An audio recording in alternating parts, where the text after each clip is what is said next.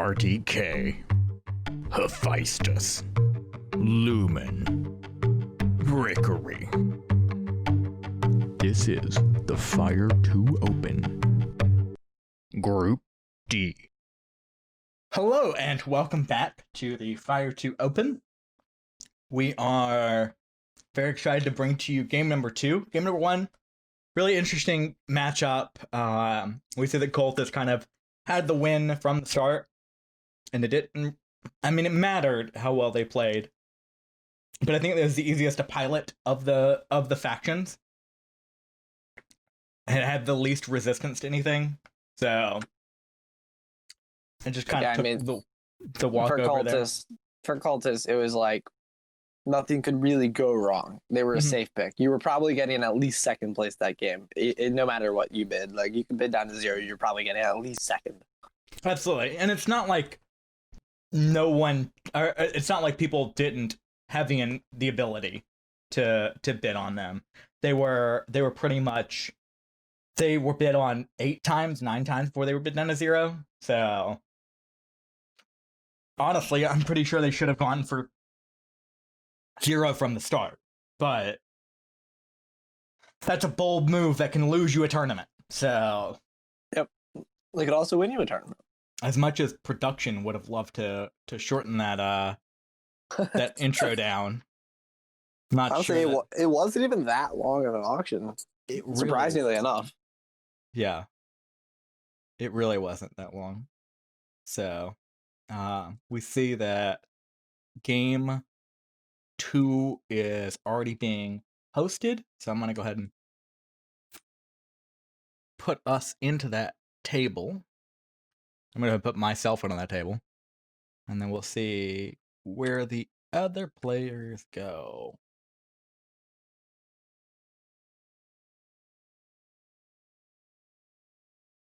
So yeah, this next one upcoming is really, really interesting because it's Fire and Ice. And it should be, let me go ahead and mention that to them. Have you in Snellman, did you see if RDK had played Fire and Ice or if he was experienced in it? I didn't. I'm sure he's played at least a little bit because he's played Riverwalkers and he's played some of the Fire and Ice factions. So he might have played on the Fire and Ice ladder a while ago. I think the Fire and Ice ladder started only 2 years ago. So it's yeah, it's doubtful that he did. So now we're just waiting on Rikiri to get into this game, and then we will be set for game number 2.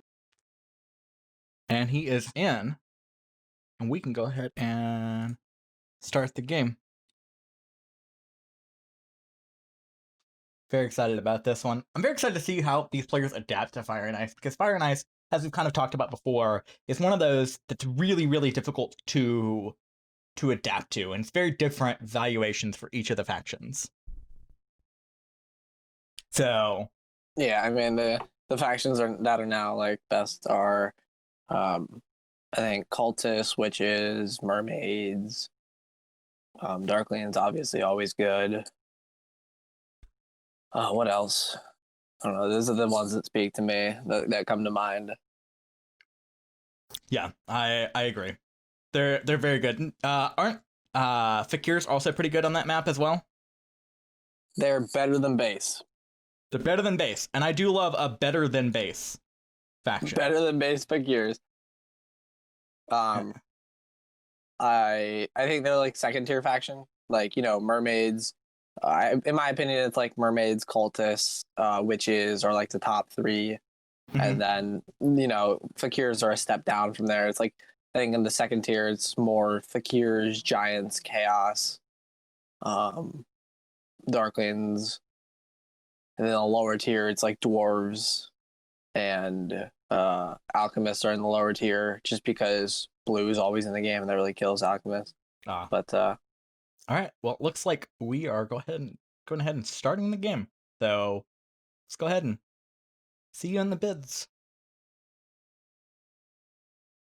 And we're transitioning to the bids. Some minor technical difficulties, but it's all good. And we're in it, and Rikiri is the first to pick a faction here, which means that Lumin is going to be the last to pick a faction. Lumin snap picking. I'm calling it. He's gonna snap pick Fakirs if he's able to. Really? Any particular reason why? He just likes Fakirs. He's a good Fakirs player. That's my guess. Okay. Not a bad guess. You know what my gut says? You know what my gut says? What? What'd you guys say? Lumin's winning this game and making it to the finals. Really? Hot take. Hot take. That's Hot Take Express over here. It's fire take. He had a very, very good showing. He had a very good showing in that first game. Yeah. So it would not surprise me at all if he did that. But yeah, it is we'll see if that actually happens. But I am very, very excited. Oh, first pick halflings. It's very interesting. A lot of people I don't even know how to play halflings without round 4 digs. I don't know how to play halflings with round 4 digs. Neither do I. People say they're good, and then I say, you're a fool. I think they're good. I'm just bad. Okay, with halflings. With halflings. Like, I don't even, like, you're supposed to, like, find a way to increase shipping and carve out town space with those digs and then never have to dig again the rest of the game. But, like, it's so much harder than people make it seem. People are just like, hey, you just increase shipping here and bam, you're good. And I'm just like, how do you increase shipping? I don't have any more priests. Yeah. All my priests are in digging. That's all I've got is priests for digging. But apparently it gets done, so I'm not gonna argue with them. Boring witches. Boring witches. Oh, love a boring witches player. You know so good on this map. I do love a boring play. I am the mayor of Boring Town, okay? Not anymore. You're Big Econ. Yeah, but like even Big Econ is a little boring at times. Whoa. Are you insulting Big Econ? I am. Okay. Even Big Econ has its problems. So I am setting up the faction or the place markers for for our game number 2. One problem of this thing is that it's a lot of clicking. Whole lot of clicking. So anyways, so we have halflings, witches. So what is your opinion on the next pick then? If halflings and witches are here. Halflings, witches. I don't know, blue mermaids are always good. You can go red in the center of those two, like giants. Kind of seems like a fine giant setup. Plenty of points in the pass styles. So one thing I would like to point out here is all the pass styles. Mm-hmm. Stronghold Sanctuary, so it's not really a low worker game. There's worker cults early. So people's economy will be boosted a good bit early, but you're going to be struggling for coins mid and late game. You got this nice coin or temple round scoring in round 4, so you can get a bunch of coins from there to fund your towns in round 5. Mm-hmm. I think in a game where it's Stronghold Sanctuary the first 2 rounds, for most factions, I say you're supposed to open temple here and build your stronghold in round 2, if that's the line you're trying to play. Unless if you're giants, then obviously you just open stronghold. Yeah, obviously. But getting priests on cults for those coins in round 4, I think are going to be a pretty big deal. Yeah.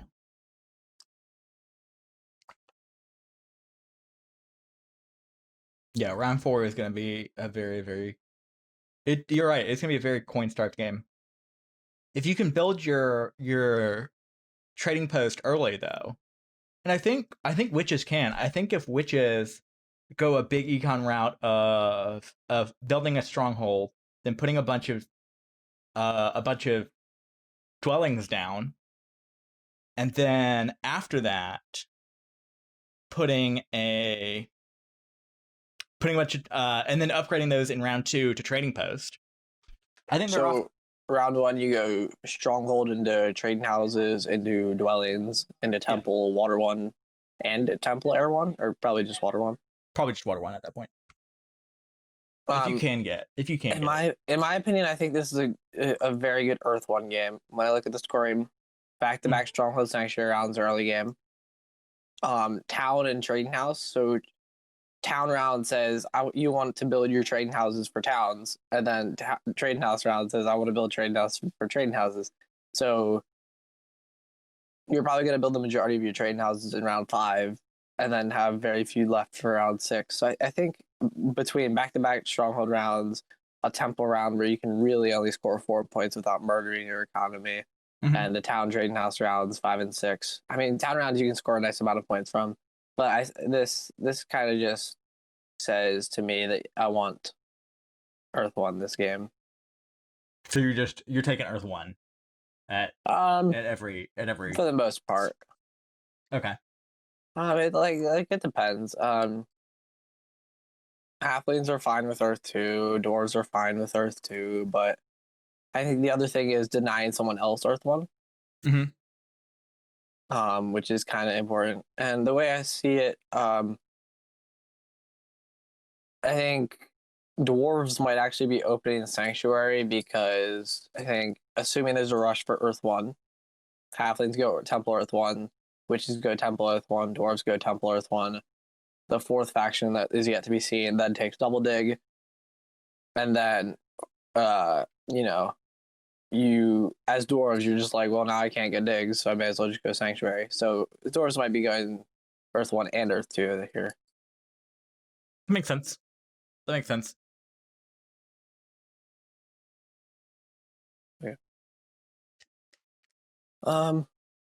Lumin taking his time here. Not many good bonuses early game here. You've got Stronghold Sanctuary for 2 workers, which isn't great unless if you open Stronghold or Sanctuary. I think the person that gets that is probably going to open a Stronghold or Sanctuary.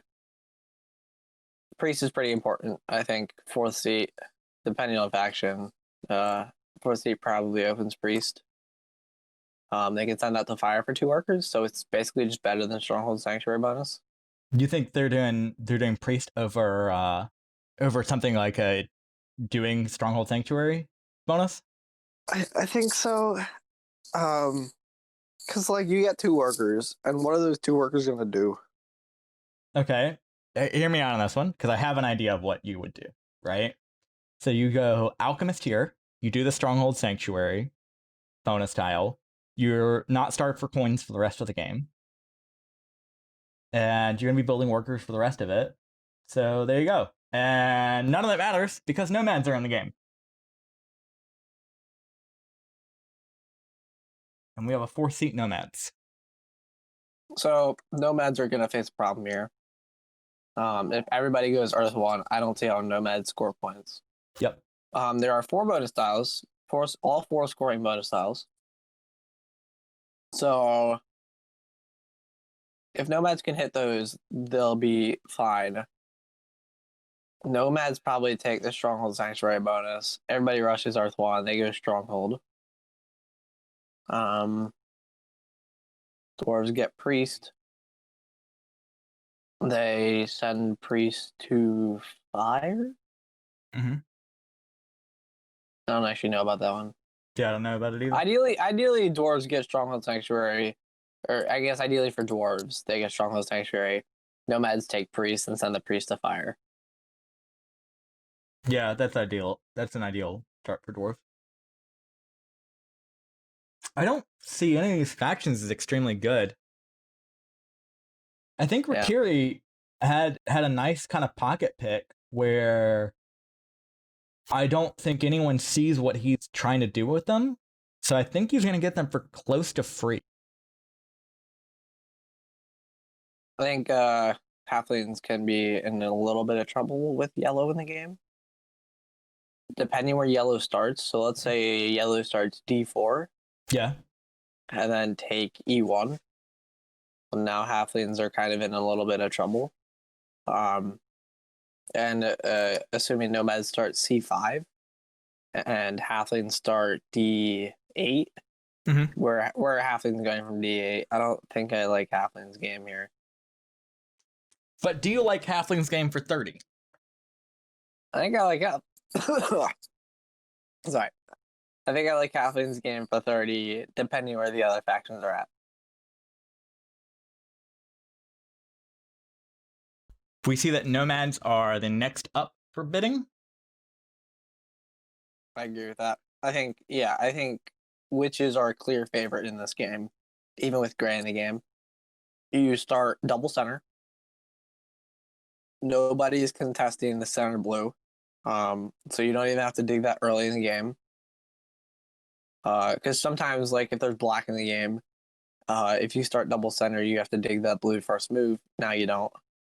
So I guess with gray in the game, usually the problem with starting double center is you're like, how do I connect? Usually you can't connect through the east. And then you get through the west from this central green hex F3. But if gray's in the game, you can't connect to the east. And if blue's in the game as well, which blue often is, it's going to be tough to connect. Well, now, you can just connect through the center because nobody's stopping you. So I think that bodes well for witches. I don't really see a problem with gray in the game for witches. I almost kind of see a central town for witches. Really? Yeah, I don't think that's out of the question, actually. Because, like, you get the blue hex. Now, who's taking this black hex from you? Mm-hmm. Like, nomads can dig the red hex. But either way, a red or a black is a double dig. So I see a central town for witches. I still think you start double center and get stronghold up in round 2 and start flying around, securing town spots with your stronghold. So you think in round 1 you're going to go temple? Yep, hop on Earth 1 early. Witches probably get the 6 coin booster, or not booster. That's the guy project. 6 coin pass tile. Oh yeah, bonus round. Bonus tile, pass tile. So they're gonna have the coins to fund their stronghold in round 2. And if they can just get a few workers, or like if they're able to get the stronghold sanctuary bonus, that's great. They can just take the 2 worker bonus. So the thing about witches is, so when you look at Orin, like last game, if they were to go stronghold round 1, temple round 2, you have no dwellings on the board. You're producing no workers. Well, witches, their stronghold just says, hey, you now get a dwelling on the board. So your worker economy is not dead with the stronghold, with temple stronghold the first 2 rounds. Mm-hmm.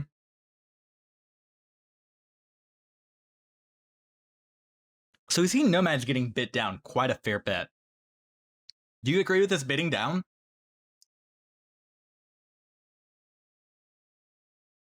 Yeah, I'm pretty sure they're the second best faction by a good margin.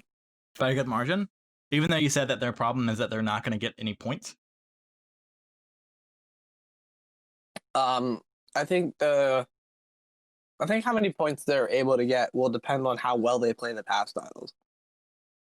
I think their line for points is opening stronghold sanctuary bonus, opening stronghold, securing towns,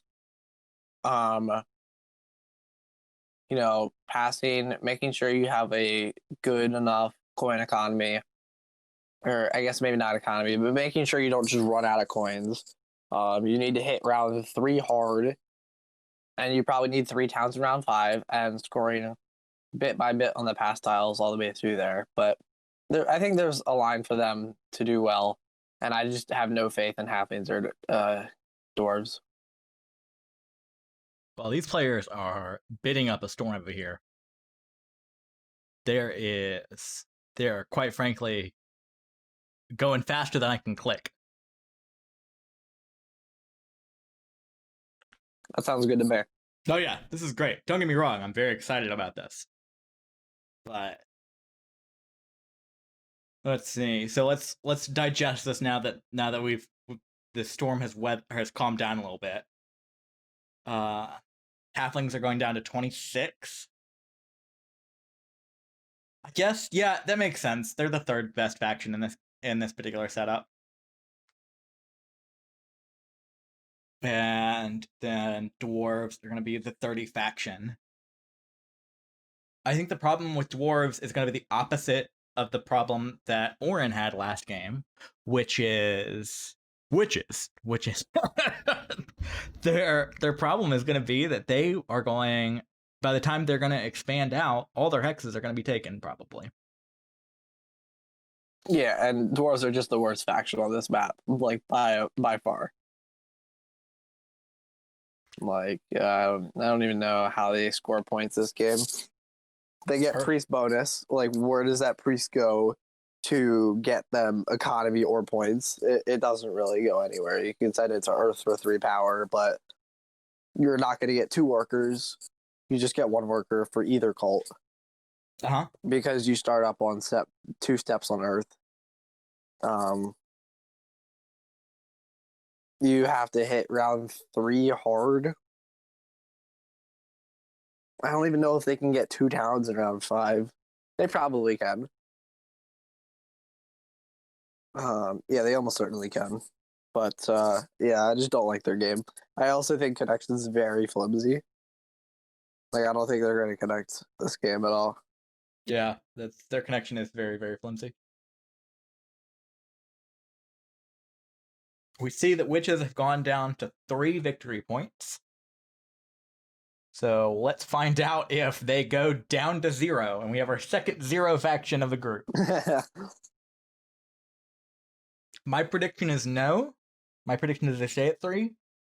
But at this point, it's kind of a situation where I think it's worst.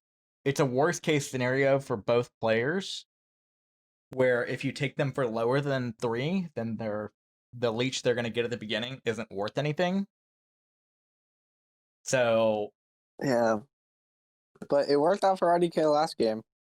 Like, it's just like, I feel like witches are 30 points better than dwarves. I really do.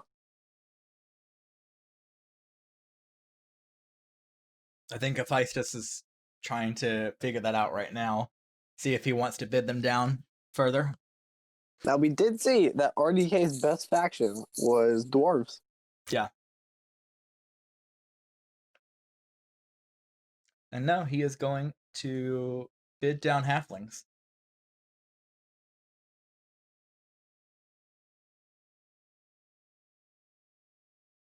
I think if anyone else jumps on nomads, I think it's RDK's time to hop on dwarves. Yeah, nomads are pretty low. I don't know if they can win this game starting at 13. Yeah, I don't think so either. I think what happened was that there was a lot of bidding very quickly in this auction, and it was much like an auctioneer was running it, and got caught up in the heat of the action. Sometimes that will happen. And I mean, sometimes you just don't realize how hard it is to score with nomads. Like, I could say for myself that I'm not that good of a nomads player because I just can't find ways to score with them. I can make my economy big and strong, but when it comes to points, that's lacking. We saw with Robbie last in Group C. Oh, Nettie. Yeah. Nettie. He played Nomads game 1 and just didn't score points. And then he played Giants, another huge econ faction, and then just didn't score points. I'll tell you the way to do it right after we get to the start of this game, because we are in. Let me fix this overlay. My money's on witches. I was saying I thought Lumin was going to win, and now when I see these bids, and I just feel like it's witches. Yeah.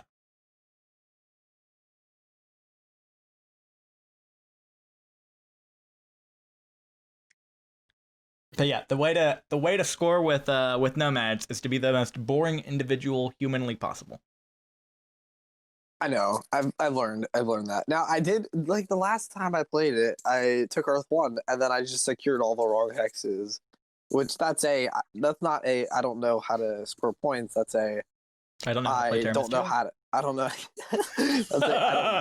I don't know how to prioritize.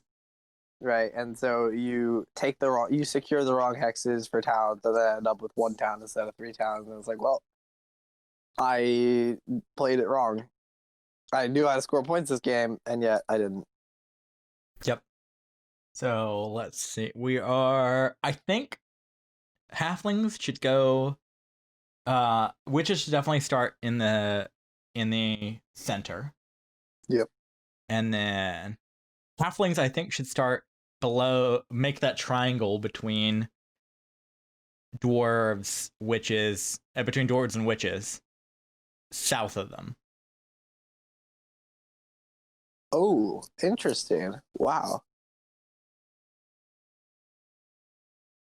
It's very interesting. I have to say, I don't like it. What? Why don't you like it? Like, how are they going to connect? Below them? I feel like it's going to be C3 all the way. Okay. I can see that if Lumin does play where I think he should. That's a good place for them. Sometimes you make bad calls, okay? There are bad calls to be made here. I remember Zoraz in a stream game started where you were saying, and it didn't work, and I was very surprised when he did it. I was just like, that doesn't seem good. All right, well, now, I feel like I'm in company. I'm coming around on it, kind of, sort of. Like, it's not the worst thing in the world, but the problem is that gray is there, and then it's just like a race to double dig this blue, and it's just like bleh. Yeah, it's a race to double dig that red. That's what it really is. The red. Oh, you're saying, oh, interesting. Yeah. Huh. I had different plans for a down there, but your plans are better than my plans. Yeah, as sometimes they are. They sometimes are. You go south. You let them have that blue. Huh. I kind of want to see it now. I kind of want to see it. What happened? Then you dig the blue. Then you dig the blue north, right? The blue. The blue to the north of them. There we go. Oh, we did it! Oh, snap! Thank you. The mic is getting dropped. So you take the blue in the south from the dwarves player because they don't particularly need it, and then you connect via 3 shipping. Okay. And so what happens effectively is that you take the west of the map and both the west of the map and the southeast of the map. And nomads take this provides a small problem with that plan. But nomads take the south and the north, right? And they're going to take a little bit of the east, but I don't think they're going to take as much of the east as they may otherwise. But you have connection right off the bat if you take this hex. And plus, at some point, you're halflings, and at some point, shovels matter. But double shoveling is okay. It's an inconvenience. It's not a game breaker. So, RDK took the priest bonus, showing that I think he's going temple round 1. Yeah, that makes sense. He would not do that if he was on stronghold round 1. But the other thought is, he's leaving himself the option. Like, if he takes Stronghold and Sanctuary bonus round 1, he's kind of obligated to round 1 Stronghold. Whereas if he takes the Priest, he can send that to to Fire. And he could just open Temple if someone leaves him Earth 1. Oh, now this upgrade is a big, important decision that was made. Because if he had upgraded south, it'd be nomads getting leeched. Instead, it's witches getting leeched. That's pretty huge. Yeah, that is very huge. So that 13 nomads bid I think it's even worse than what I was saying. Yep. No Earth 1, no early leech, presumably. It's just like, ugh.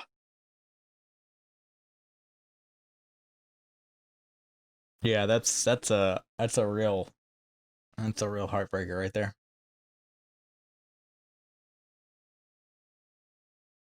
I think we may have our first game where the player who took game 1 doesn't get out of the group. I would not be surprised. And yeah, our DK just not even rushing Earth 1, so or at least not even trying to show that he wants a temple. I'm kind of surprised by that. I feel like he's supposed to upgrade first, although it doesn't really matter. Yeah, it just threatens it, which means other people have to play a certain way. But again, that's just kicking the can down the road. Yeah. Rikiri probably double digs this red you were talking about, this move. I do love a good double dig of that red. So my thought for the town would be double dig the blue and then bridge over. Yeah, but it's the same amount of digs, but it's... Yeah, I know. The only thing is it hurts dwarves. Yeah. And do you really care about hurting dwarves, though? You don't. You just want to have them feed you leech when they build next to you. Exactly. So, yeah. And they're not doing that if you cut them off. Exactly. Now, however, if, for instance, you got points whenever you built on the edge of the map, if that were a thing in this game, which it is not, but if it were a thing, then maybe that would be a good play. However, digging the blue? Yeah, digging the blue. It's still better to just dig the red, because then you get this brown on the edge, and then you get another brown on the edge. Okay, southeast. well, that's fair. Okay. But yeah, it is. Like, I feel like every Fire and Ice final scoring tells you to either build on the edge or just build in this corner and then get a long distance for something. Yeah, don't even get me started on Fire and Ice scoring. Oh, but he did the blue. Oh, this was a huge mistake. I think it's a mistake. Oh my god, this was a huge mistake. Oh.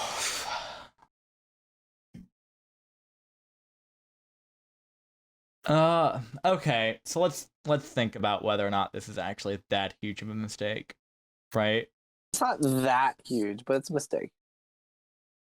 Yeah. Oh, you know what? Because now dwarves just go, they make a bridge town like a red, gray, red. Yeah, and then you got a second town down below. And you still get leech. So you know what? Yeah, I'm coming around. I'm also coming around to this idea. I don't love it. And also you get more leech in this particular round. So yeah. You know what? I was on my side, and then I was on your side. Now I'm back on my side. Man, flip-flopping more than a waffle over here. Who flip-flops waffles? It's a pancake. You don't flip-flop waffles? No. No wonder your waffles taste good. It's the best way to ruin a waffle is to flip-flop them. You said no wonder they taste good, though. Yeah. No wonder your waffles taste good, because you don't flip-flop them. You know what? I'm out. We went there. I'm confused. We went there, and then we're out of there, and then we got in there again. So, kind of like the waffles. Yeah, kind of like the waffles. It's the waffles all over again. Yep. Okay, back to this Fire and Ice map. I will say, I'm very glad there is no Fire and Ice in-game scoring. Oh, what? Oh no, I love the Fire and Ice in-game scoring. It makes the game all spicy. It is the most forgettable in-game scoring of all time. Well, don't forget it.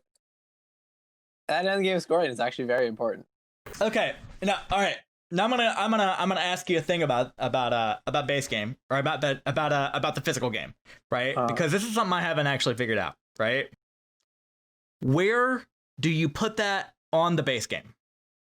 When you have looked. Okay, you've never actually physically played the base game with the Fire and Ice scoring tile. I've played the game in real life like 5 times. I think it was exactly 5. And like 2 of those were WBC wins. Like 4 of them were WBC. Jesus. All right. Well, let me go on my small rant here about board design, because there is no place that fits the fire and ice scoring anywhere. Well, then just put it off to the side. It's fine. Great. Make it even more forgettable. But yeah, this is my point. This is my point on these things, right? I get your point. And then I'm just like, well, fire and ice scoring says go big econ, and I love big econ. I don't care where you have to put it. If it tells me to go big econ, I'm going big econ. Yeah. But it's a lot. And it's a lot of arbitrary stuff that I often forget about. Again, and this is partly due to playing a lot of Snellman, right? I'll fully admit this has to do with a lot with Snellman. Because Snellman likes to very much hide where that fire and ice scoring is. That's right. Well, I mean, it's kind of hidden. It's just like, sometimes you forget about it because it's async, and then you just like, I had plans. It's like at the start of the game, you're just like, I have plans for this, and then at the end of the game, you're just like, wait, I had plans for that. I'm not gonna. And then you just forget. I'm not gonna lie. Okay, speaking of forgetting, I legitimately have forgotten that it existed in my current Fjords game. That is how forgettable this is. I didn't remember that existed, and I was reminded of this 2 days ago on our broadcast. 3 days ago. 3 days, yeah. On our broadcast, right? On our Wednesday broadcast, you were like, oh yeah, fire and ice scoring. I was like, what? That exists? Yeah, it does. Oh, Hefaistos is getting spicy here. Yeah. I told you this was going to happen. If Dwarves got Stronghold Sanctuary bonus, they were opening Sanctuary because they weren't going to get digs. And look what happened. Ooh, this is Stick spicy. with me, kid. Stick with me, kid. I got you. This is real spicy. So what are they doing with this then? Well, the Sanctuary is just going to sit there. Love a good Sanctuary that sits there. Like, that's a valuable Sanctuary, one that just sits there. Oh, and Nomads go Stronghold. Well, I don't yeah. love this. I really don't. What do you want? What do you want them to do? I don't know what I want them to do, but I don't want them to do this. I'll state that much. All I know is just like this Stronghold lets them open Stronghold 2 Dwellings. I mean, what I said, how I think Nomads win this game is open Stronghold, hit the Stronghold Sanctuary bonus, hit the Dwelling bonus, mid to late game start hitting the Trading House bonus, score points that way, get the 7 coins action when you can, and I think that's how they win this game because they couldn't get Earth 1. Okay. I'm not upset about this. I don't love it though. State this correct. Yep, there's Hefaistos passing. He's gonna take double shovel, I assume, next round. Well, this is really good for Lumin. If Lumin can get the Stronghold Sanctuary bonus, I mean, I already think Lumin's a favorite here. Like, he got Fed Leech. He's the best faction. He paid for it, but I think the price was right. Like, I just don't see how other people score. I don't see how other people can score the way that he's able to score this game. Yeah, I think if he's able to get the 7 coin action next round, I think he's a front runner. Yep. Which will be interesting. And I think it was a big mistake for him to not take the 6 coin booster or pastile. He took temp ship for 1 dwelling where he could have just placed a Stronghold dwelling there, and he still could have gone 2 dwellings with where he started, right? Like 1 dig for 2 dwellings. So I think not taking the 6 coin bonus tile there is pretty wrong. I do think that was okay, so 2 things. One, I do think that is how can I put it? Okay, so he's gonna take the coins now, hopefully. Well, then he's down to 4 power. It's like now the dwarves put their priest on air, when he sends his priest he does it. Yeah, he's down to 6 power. wait. He's not down to, yeah. Oh, Down to 6. I'm miscounted. Okay. Yeah. It's fine. It's fine. He's doing great. Okay. So here's the thing, right? So that hex is super important, first of all, right? That green hex is very important for him. Is it? Yeah. That one's not important. It's the other one that's important. Both of them are important. How is this one important? Explain to me. I don't know. I had a must be reason, missing it. and then I lost it. Like, I just don't see a reason. Again, I had a reason, and then I lost it. So. Well, when you get it back, let me know. Okay, got it. All Well, right, then, thank you. I got you. Don't worry. Good. News at 11. Yeah. Okay. This allows him. You know what? It's not important. I thought it was, and then I'm reconsidering this. I guess it allows him an out if that that black hex is not that important. Yep. Nope. I got nothing. It's just like, to me, it's gonna be a coin tight game, and I think those 6 coins are gonna be much more important than, I don't even know, get 3 power last round. Like, I don't really know what Temp Ship actually did for him. I don't either. I also really don't like how this has come up for Rikiri with his initial dwelling. So now he's kind of, I mean, he's getting 2 free power, but he's also kind of trapped with that dwelling. Yeah, I mean, you got 2 power round 1, 2 power round 2. That dwelling just isn't connecting them. It's not like awful, but like, it's not great. It's like bleh. But I really like what he's done with his shipping. Like, he took a priest last round, increased shipping, got the shipping bonus, and started just spamming out dwellings.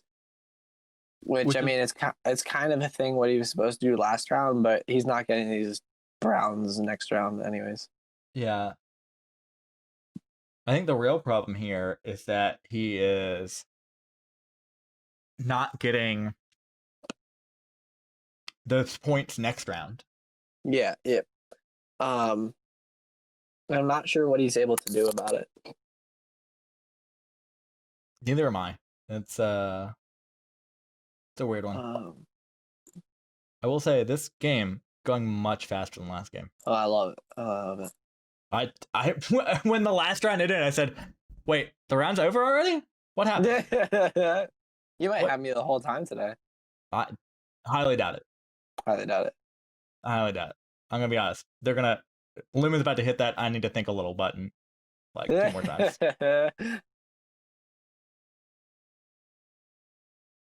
I said this last time, and I'll say it again. It's still round 2. It's only round 2. But Lumin has points equal to the number of rounds there are. It's fine. You know, RDK had like 0 points in round 1. It was like less points than he got to the rounds. And he did A-OK. He won the game. That's okay. I'm on team Witches this game. I think Witches are gonna have a phenomenal game. So don't get me wrong. Team Witches. Oh, and he did. There he went. Oh, he did it. We knew he was gonna do it. We knew it was gonna happen. So the real question is what he's actually thinking about it here. Yeah, I don't know either. I think he's thinking about where he's placing his priest. I guess, but like, isn't that air? That's my thought. Oh, yeah, that has to be. I mean, it doesn't have to be air. He's probably debating between air and water. Really, water? I think it's fire or earth. Sorry, earth, because that gives him a dig in round 5. I don't think. I mean, water gives you a priest maybe if you send another priest. Yeah, you're gonna send another priest there anyway, and then you get another priest to put. So you're gonna get a bunch of priests. Oh, that's a good point. You get a bunch of priests for a bunch of coins. Huh. Yeah. Okay. I think I still like air. I still like air too, but but then again, like, you could just win water. I don't know. Yeah. But like a worker in round 2. Yeah, he's in the tank a little too long for this, but you know that's his. Oh, right. he did water. He did water. You know, I don't hate it. I don't hate it.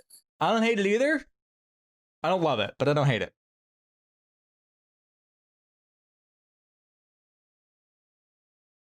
Remember that time you questioned what I was saying and whether and where else he was putting that priest? I remember that time. Yes, I remember that time. Okay, good. I remember just that wanted to time. make sure you remember that time. It's an important time for us in our lives. I feel like I constantly have to justify my being in this casting booth. Oh no, you don't have to justify anything. That's Yeah, fair. It's a pleasure just to talk to you. You know. I get it. Pleasure to talk to you too. It's a pleasure. It's also my tournament, so I guess I don't have to justify anything. Who's gonna fire me? Myself? I mean, one of yourselves could fire the other one of yourselves, or there's 3 of yourselves right now. Oh, right? don't even get me started. There are many selves in this tournament. Yeah, I've already had this discussion with everybody else. There's tournament admin Chris Bizzle. There's caster Chris Bizzle, producer, director, etc., and writer. Writer was feeling real spicy. Oh, there's also Econ Chris Bizzle. I've seen him pop up a few times now. There is. Yeah, writer Chris Bizzle, I think maybe was feeling a little too spicy. He was getting spicy. Yeah, he may be a little nicer. Come up to the finals. I don't think you can get spicy in the final write-up, right? You can't. Oh, you can get spicy. Oh, you can 100% get spicy. Yeah, you can go spicy, but the problem is you can't say like this player is about to get exposed as a fraud, right? Like at no point can you say that. I mean, you could, but like you'd be wrong. Yeah, exactly. All right, so Hefaistos is now up 40 points on Lumin. Oh, scratch that. Only 35. Only 35. Let's see. Dwarves get to tunnel twice next round. That's beautiful. Tunnel twice, build 2 dwellings. That's 16 points. Maybe another dwelling. He might be getting 20 points next round. Hefaistos might be at like 61 by the end of the next round. Okay.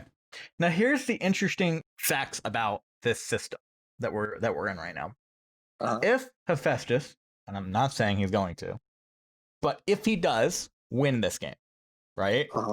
And RDK gets 4 and Lumin gets 2nd, right? Then in that whole rigmarole, it becomes a tiebreaker between Hefaistos and RDK. And Lumin is just right out. Yeah, because he didn't win a game. He didn't win a game. You can't. You're not gonna advance on 2 seconds. Oh, Lumin. Oh, I think that's wrong. What did Lumin do? Look at where he put that dwelling. Now, what if dwarves ruin his day and dig this green X? I think he did the math, and I don't think they have the ability to. I mean, they always can hard dig. I think okay, and if we're doing some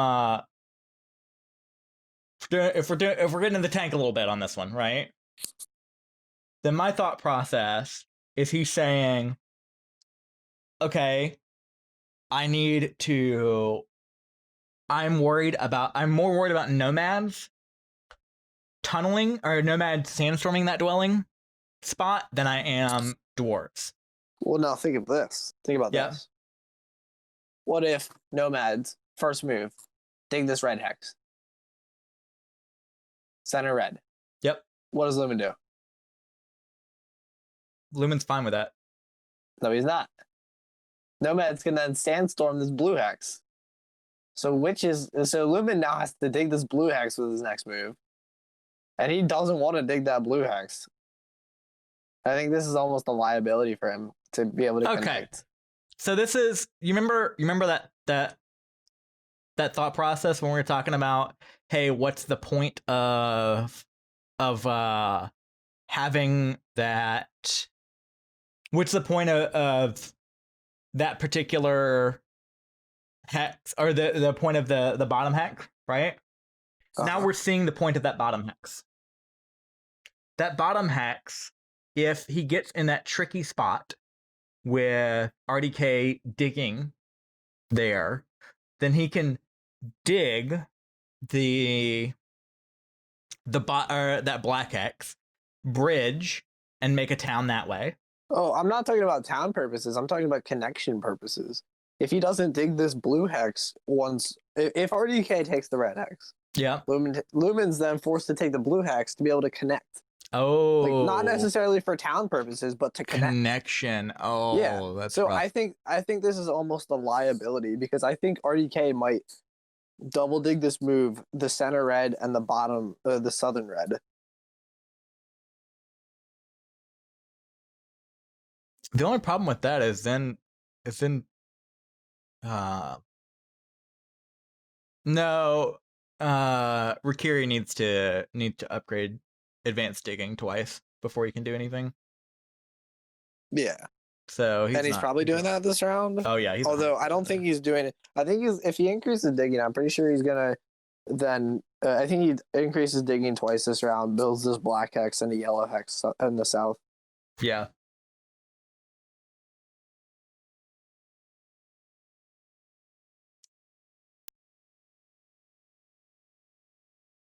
I really like the idea of him increasing digging though.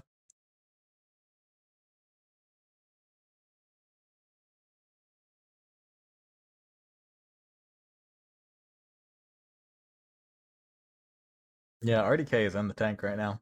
RDK is absolutely in the tank.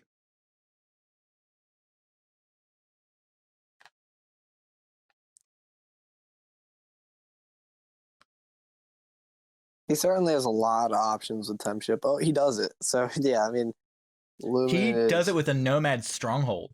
Oh, okay, interesting. So I mean, the other thing is like Lumin has to get that blue hex this round, or Nomads can sandstorm the next round. Yeah. I don't actually think this is that big a deal. Yeah, this is not a deal at all. It looks like Lumin will just double dig here, and it'll be fine. Yeah. Although he digs the blue, and then what else? What? He doesn't double dig? No, obviously he does that first. Yeah. That secures connection.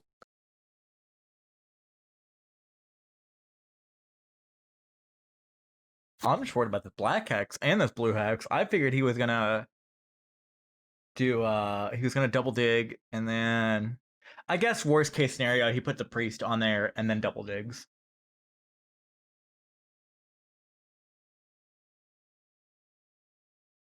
So you think so let me get this straight. You think the round for Lumin is priest to water, double dig the black hex, and then hard dig the blue hex? Yep. I think that's a fine round. I kind of like that.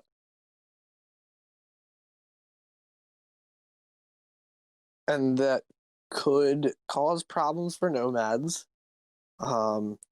He's basing connection on this central brown hex. Oh, I guess he can do yellow. Yeah, okay.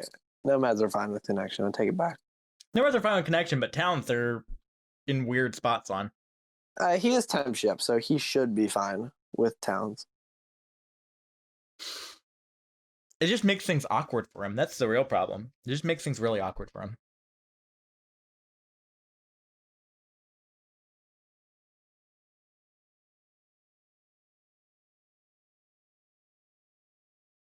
Speaking of awkward, this is perhaps the most awkward feeling. Whenever you have one power and you have to make a 2-power move. Yeah. You just eat it. And you also need the double shovel. You have to just eat it here. Oh, I don't love it. I know you have to eat it. It's like you can't bank on someone building next to you. No, you can't bank on that at all, but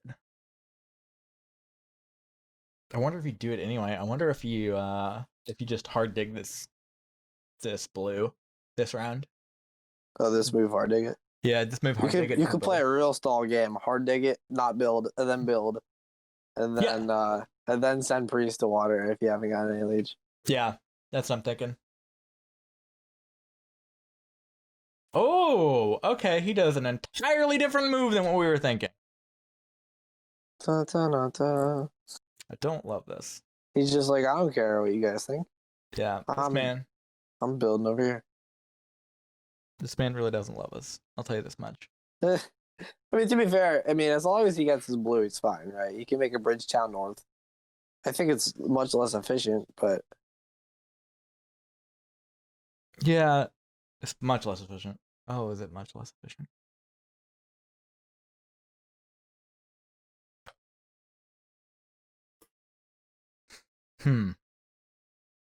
Yeah, he can't do it and do everything else he wants to do this round. So I don't know what he does.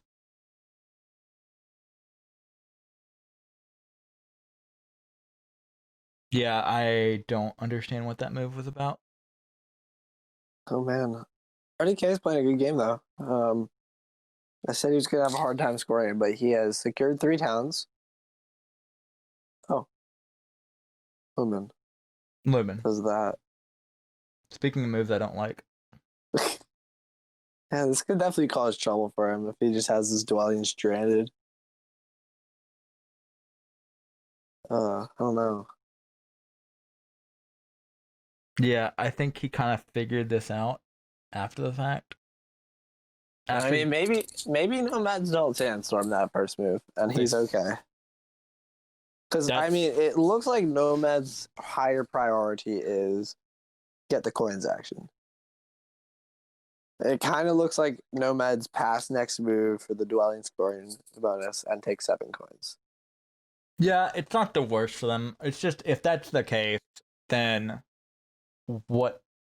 why do what he did, right? Why not just dig the blue and not have to hard dig that black?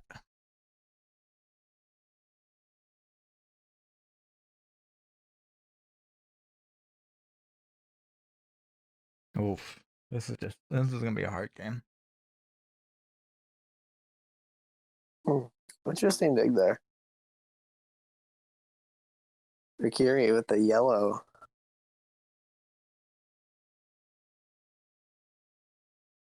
Huh. I guess he's trying to make a town up there. That's fair. Yeah. Kind of just interesting. It's gonna be tough for a town to make. I mean, he's got increased digging, so it's fine. My question is, where isn't he trying to build a town? Where his first dwelling was.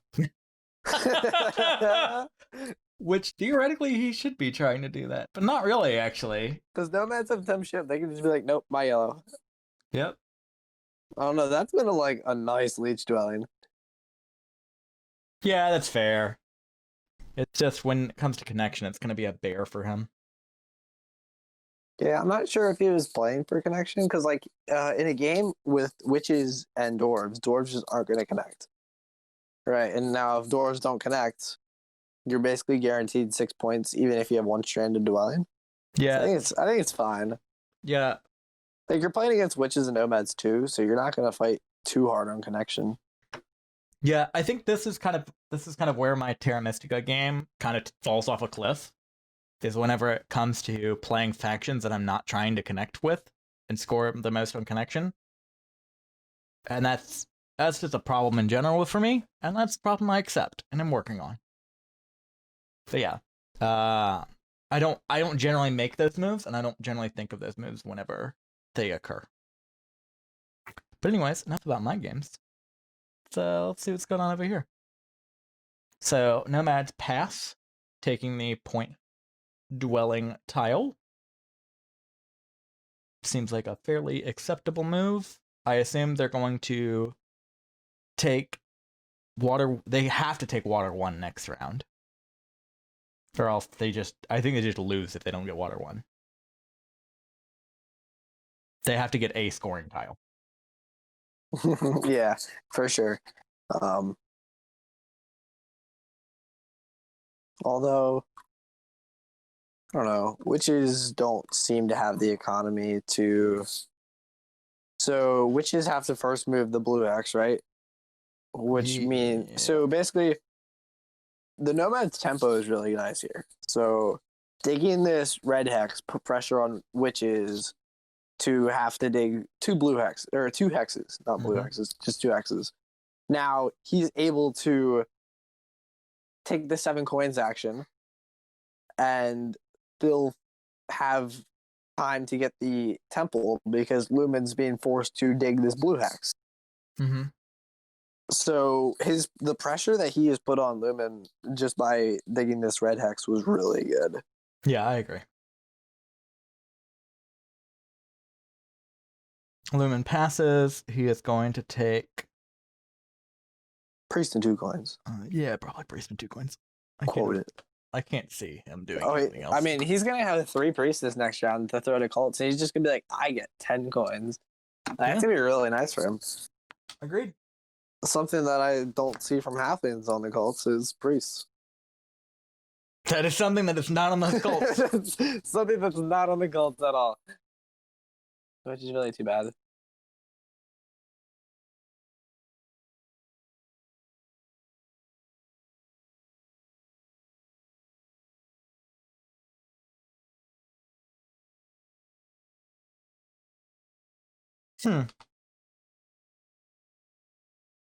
And he proves us wrong once again.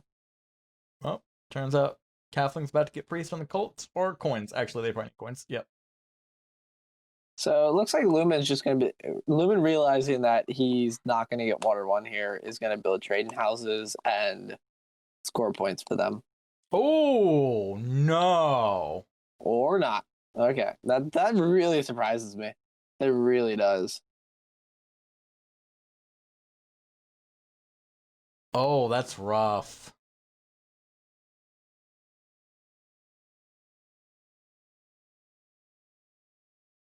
I wonder what happens now.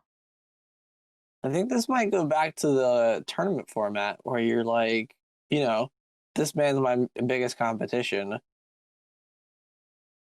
If I get 3rd place, I'm going to win this group, right? Like, the person that got 3rd was Rikiri, and he got 3rd by like 40 points. And RDK is not going to lose by 40 points to Rikiri. So if he can make Lumin 4th and himself 3rd, and just make sure he's within 40 points of Rikiri, he moves on.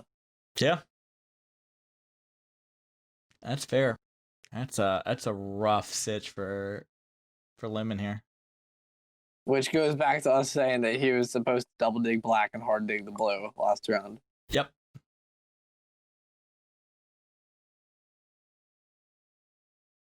Also, look at this bridge embargo. We might have an embargo and a half over here. Halflings need 1, dwarves need 1, nomads need 1, theoretically. Yeah, there's a lot of bridge embargo going on over here. Although nomads can probably do it without a bridge. Yeah. Sandstorm the black center, dig the yellow south, then just take a brown or a red center. Mm-hmm. I think it's fine. Yeah, it'll be fine. I will say that Lumin is setting himself up for a pretty nice round 4 for town scoring. He's gonna go ahead and probably double dig this, either the red or the black, it doesn't really matter. And then place a dwelling on it. He's kind of set. Yeah, I mean, I don't think his game's over by any means. Like, you can just abandon that dwelling. He still probably gets 12 network points, even without that dwelling, because as we see, like, halflings are without a dwelling as well. Yeah. Like, his game's not over. I just think it was a mistake to not just secure the whole center. Like, that's such an easy town. Now he's forced to get a bridge. Now he's only got 4 structures in the town instead of 5, like Temple 3 dwellings compared to Temple 2 dwellings. I think his position could have been much stronger. Yeah, I agree. And this is kind of one of those formats where we see everything and we're not under that pressure of, hey, you have to know what are, like, we're not playing this game. So as you said, what was it, the first cast we did, if I was playing this game knowing all the things I know, I would be crushing it without all the pressure of actually having to execute these actions. And on top of that, all of our thought processes are theoretical, right? So the moment that we make a mistake and say, "Oh, maybe you should do this," right? And they're like, "No, I'm doing this instead," right? And it turns out to be a better action. Then it, for us, we just let it go that instant. We're like, "All right, moving on. Brush it off," right? For them, they have to live with those mistakes, right? So now Lumin, now that's in Lumin's head. If only I'd done this, if only I'd done that, right? And speaking of mistakes, I think he just made a big mistake there as well.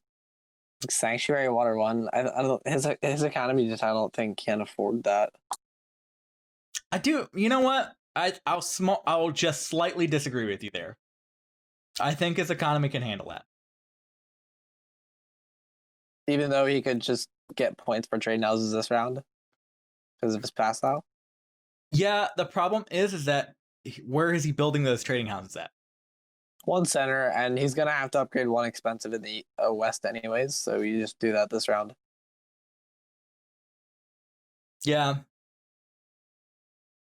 Although nomads without water 1 and earth 1, that's gonna be tough.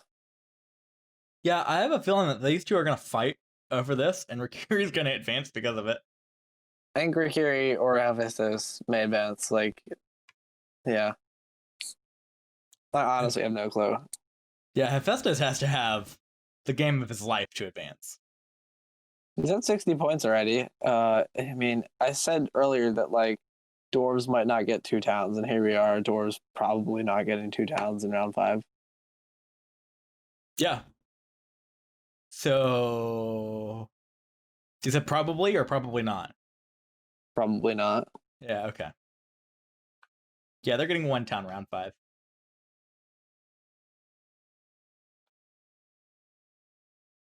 And now RDK is in a big think because he didn't get water 1 or earth 1, and that's what happened when he took the blue hex. Yep.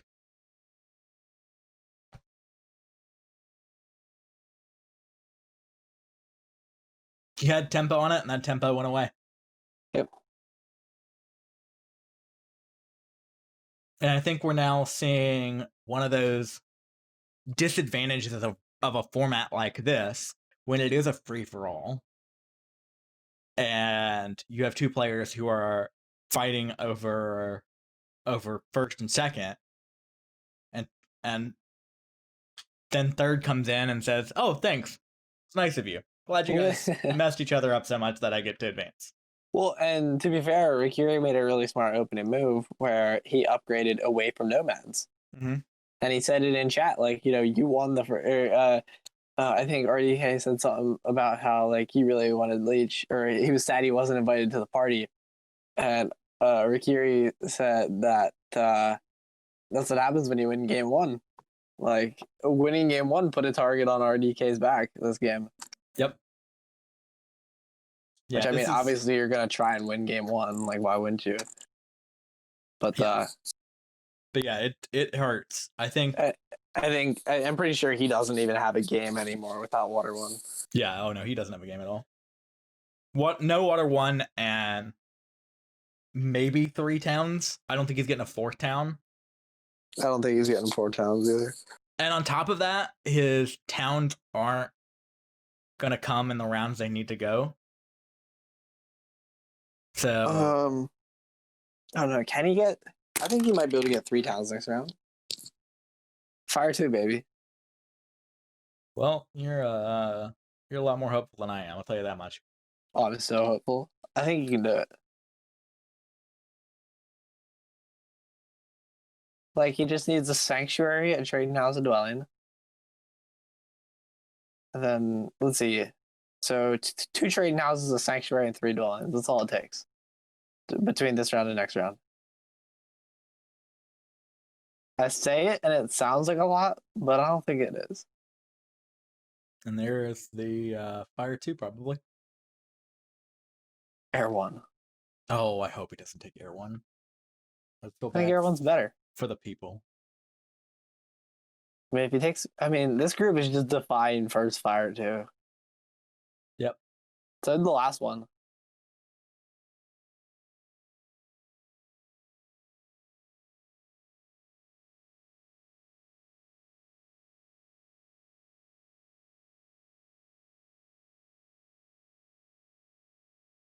I will state this much. If Rikiri does move on, my fantasy standings out there. We might as well. Dude, my team got ruined when I had Ryan and FireX, and then I had Chris Ho. Chris Ho and Nettie.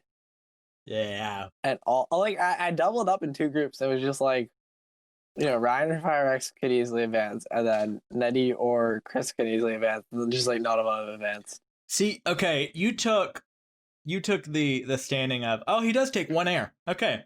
He is scoring some points at some point. When that point is, we don't know. Yeah.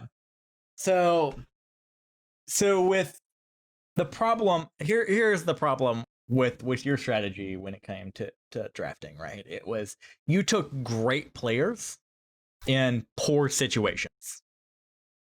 I'm not supposed to even saying that, like, Chris is one of the best players out there. Like, Chris, I don't think Chris could beat anybody. Chris could beat anybody, and so could Andas.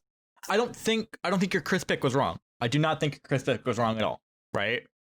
I think your Rainier pick was a bit of a misstep because he was in a very poor situation. I was taking a gamble there. Oh, that was a huge gamble. I was just like, you know what? I think you can do it. That was a homer pick, right? That was a homer pick. Yeah, and that homer pick happens a lot. So, that's really not good for. Oh, that's really not good for dwarves there. With that red hex being taken from him. Oh yeah, that's rough. Oh yeah, oh, that's a big oof. I think Rikiri's about to start this bridge embargo too. Bridge embargo? No, I don't think he's a bridge. Does he? No. He's trying to. I think he's trying to make 3 towns over here, right? He's gonna make 1 town like south, 1 town east, 1 town northeast. I love it. I want it so much in my life. Ooh. This dig is spicy. Spicy good. Yeah. Dude, RDK is just getting murdered out here. Yeah, RDK is getting so murdered.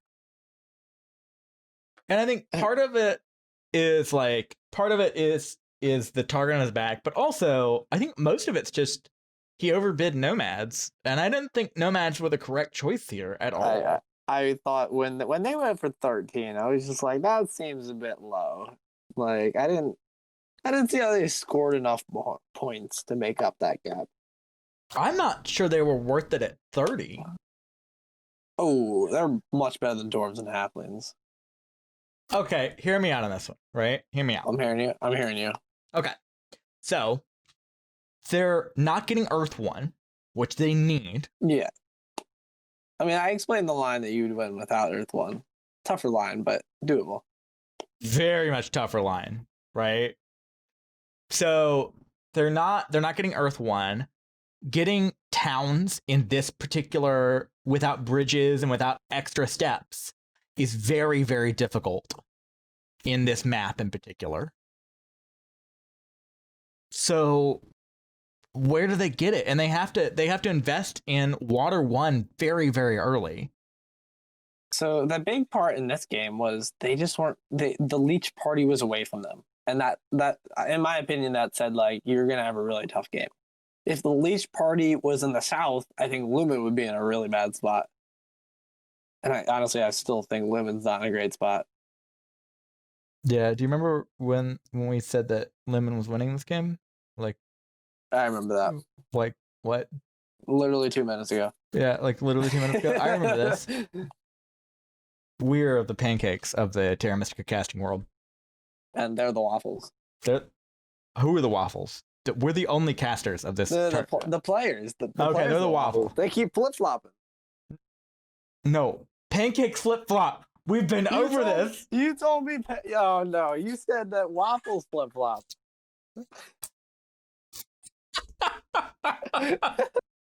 Somebody's flip-flopping and it's us. I'll say it that much. So we're the pancakes and they're the waffles. I don't know who's the pancake or who's the waffle at this point. I'm just I don't confused. even know. I don't even know what a pancake is anymore. Yeah, it's kind of accurate actually. What are pancakes? They like these nice little round things that you eat and put syrup and butter on. Oh, thanks. Good to know. Good to know. Good to know. You know what? You know what I'm excited about? These last 2 rounds solo casting. Oh yeah. Speaking of, yeah, I have a few minutes and then I'm gonna head off. Yeah. So I'm very excited about this. This is gonna be a great time all around. And I wish you the best of luck. Oh yeah, I'm about to talk myself to death about how things are going in the world of yeah. Whatever world that is. Yeah, whatever world this is. So just so we're clear, just so we're crystal clear, Uh-huh. Lumin has to take fire too here. So he wins. You're stating these things like they're accurate, and they're not. That's my wait, hold up, time out. Dwarves took fire too? Are you kidding? What is Rikiri like? Dwarves My man loves fire too. He took fire too last game when he was No, Rikiri did. No, oh that's no, this is Hefaistos. Hefaistos. Oh, I knew Hefaistos was playing dwarves. I still think this is wrong. Yeah, and he took the 2 Cult Town. Again, wrong. Well, He's- maybe 2 Cult Town isn't necessarily wrong, but like 8-pointer just seems better at this point, right? Yeah, 8-pointer just is much better. You're not. That isn't worth that many points. Yep, Like I don't see and how Fire 2 is going to get him like another town. He could have just built a trade now. here's Lumin's fire too. That's right. Oh, and he took like Cult Town. Oh yeah. These That's- Cult Towns are flying off the shelves. That's the correct way of doing this. This man knows what's up. Yeah, 8-pointers. That's what's up. What's up? 8-pointers. Ooh, I'm interested in this, actually. I'm really interested in Sanctuary, Fire 2. this Sanctuary from Rikiri. Is he able to get 3 towns? I don't think he's able to get 3 towns now. He's Sanctuaried? Let's see, 3, 4, 5, 6, 7, 8, 9. He needs 9 workers and 3, 6, 7, 8, 10 coins. Okay, maybe it's possible. I mean, he takes workers here. 6, He has 7, 8, 9. If he takes workers, he can do it. Yeah. Yeah, it's a possibility. Yeah, it's a possibility. He can do it. I don't love it. I'll state that for the record. I don't love it. But I see it happening.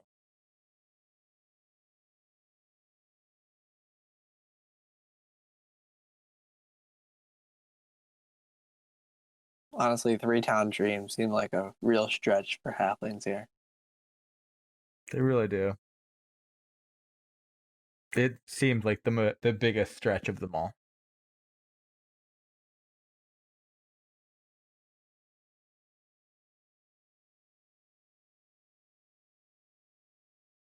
Oh, there's fire too. This man loves fire too, and I love him for it.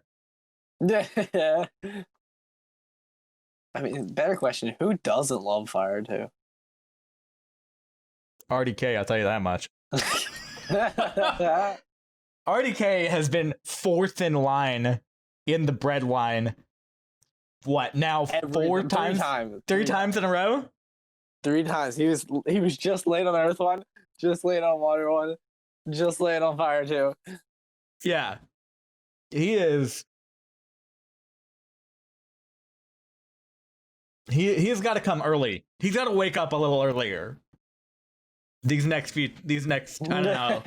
See, if he advances to this group, he needs to set his alarm a little more in advance next time.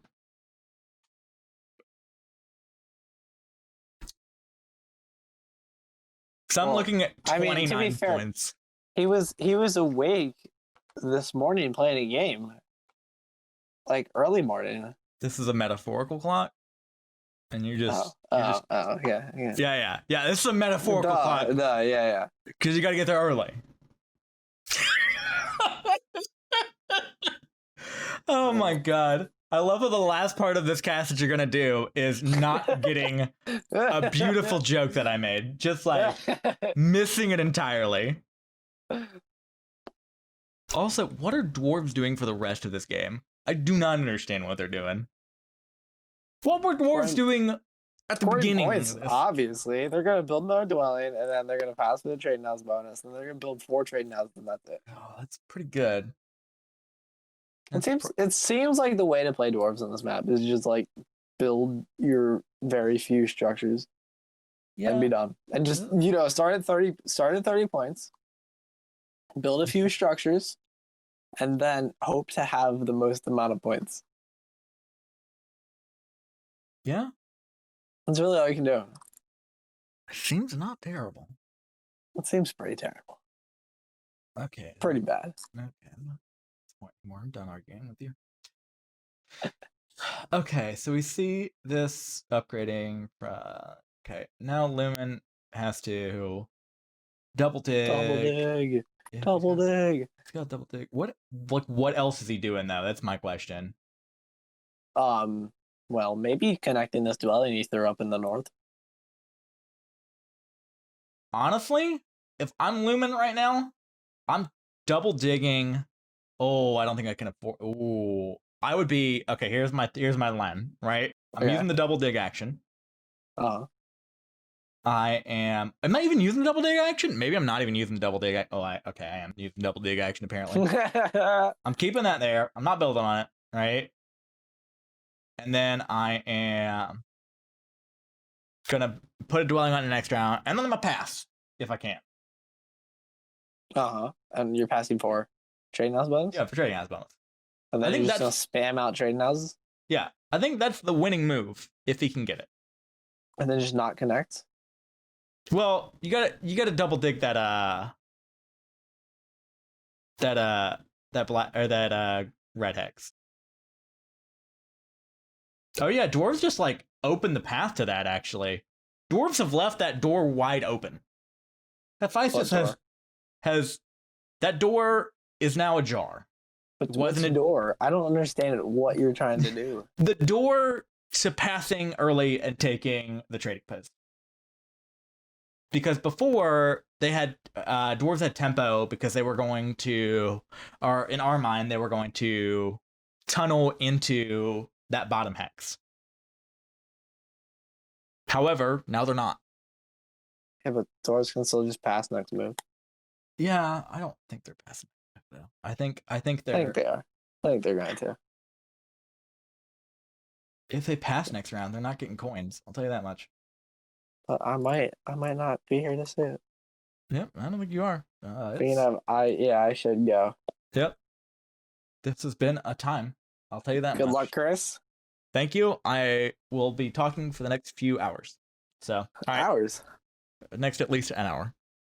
All right. See ya. All right. Talk to you later. Bye. All right. And my co-caster has had to leave for work. So congrats. You're left with me.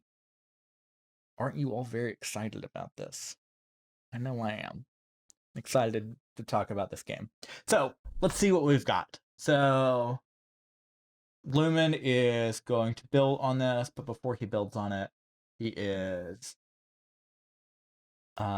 we have to see what RDK is going to do. RDK is he has to shovel. Okay. So he has to do that, but then I'm gonna guess he's gonna shovel and then upgrade. And it's a long road in RDK's world to get to the end. Now Lumin has to found a town, so we're gonna figure out what he does as far as town goes. Be right there.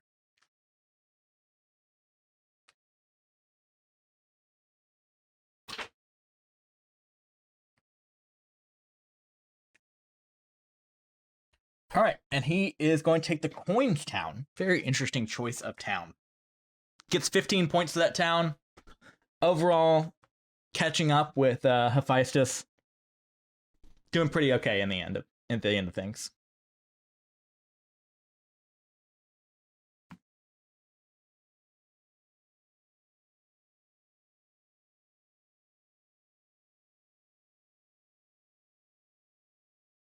Honestly, at the end of the day, I think Rakiri might win this. It's a weird thing to state, but I think it's possible.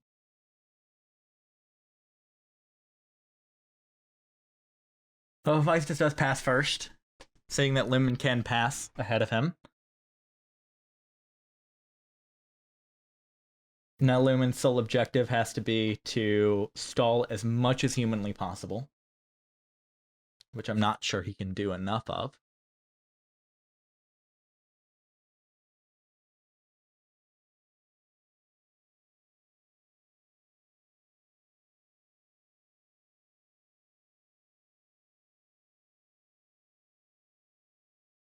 Let's see what else is going on here.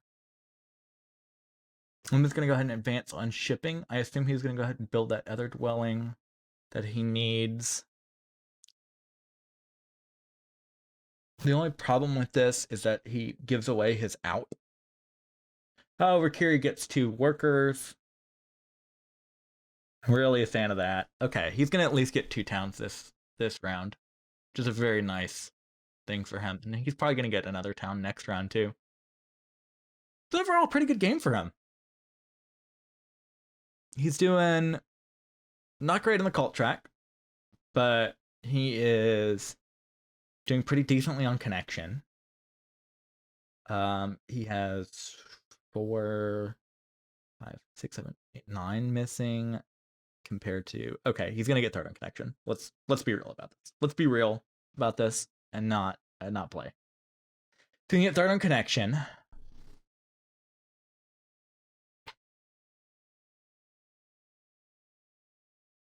And then after that, I don't know what else happens.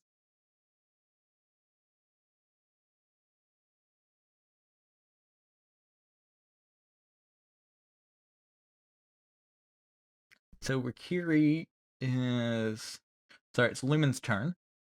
What is Lumin's plan? Right? So he's gotta have a plan going into this. I assume his plan is to build another town up north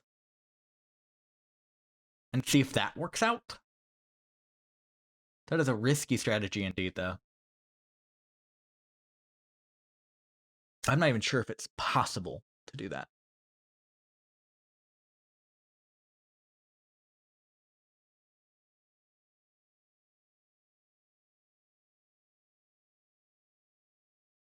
If I had to guess, I would state that he would be.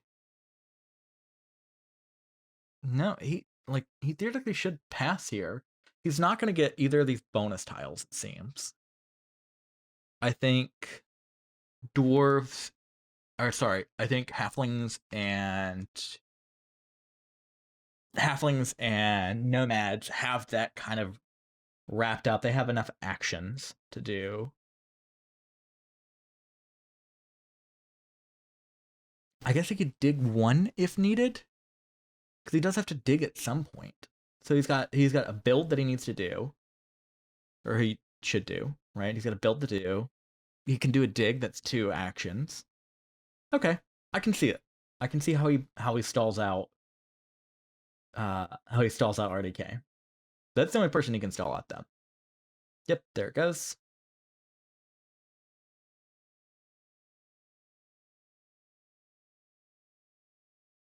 Yep, are halflings building on that? They are. Halflings aren't even worried about it. Halflings aren't worried about stalling out the game.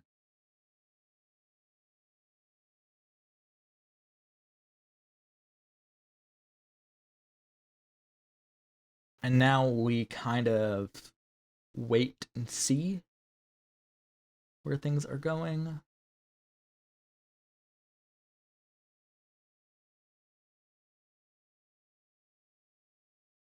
Interesting. Okay, we have a temple, but no ability to take fire 2.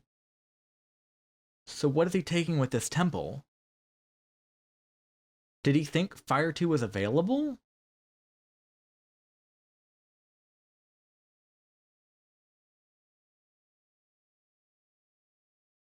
He must have thought fire 2 was available. That's the only thing I can think of. He takes. Okay.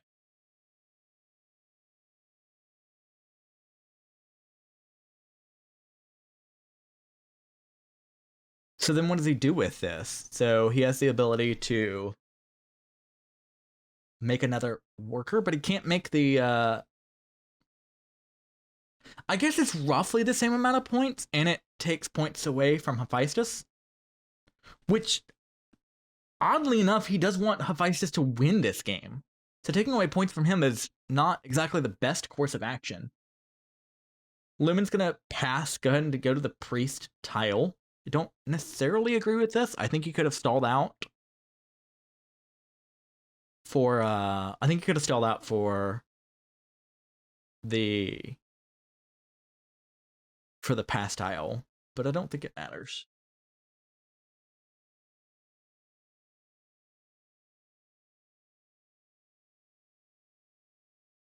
I guess his line of reasoning is that he is going to get, if I had to guess his line of reasoning, it's that he is going to get the coins, because Hefaistos cannot get the coins.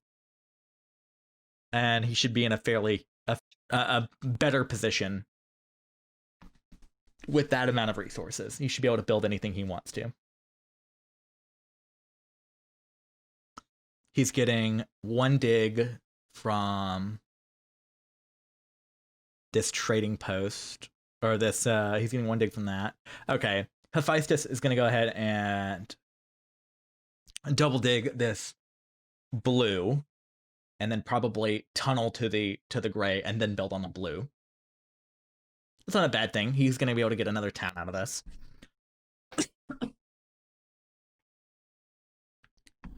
And then Lumin does have to worry about connection at some point, right? He does. That is a point of concern that he's going to have to deal with.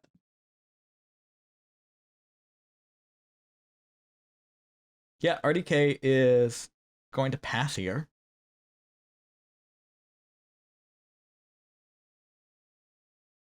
Taking that shipping tile. What is Rikiri doing? Rikiri's going to go ahead and build a dwelling here, getting a fair bit of points. He's going to upgrade. He's going to turn the priest into workers, upgrade one of those, and going to take another town tile. Yeah, Rikiri may actually win this. It is possible. He's going to take the shipping town, and now he's going to pass, and he's going to pass for a pass tile as well. He's going to be able to get Air 1 next turn. Got a fair bit of coins. He gets 1 dig that he's going to get points from. And he's going to be able to make another town as well. Overall, his game is actually pretty good. With the way the cults are shaking out, I think he has a spot to actually win this.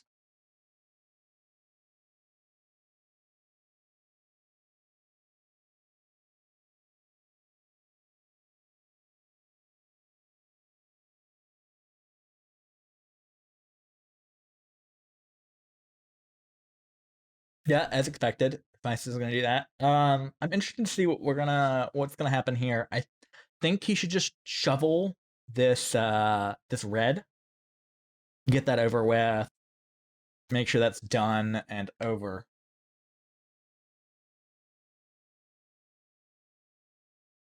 And that's fine. That's a totally fine play.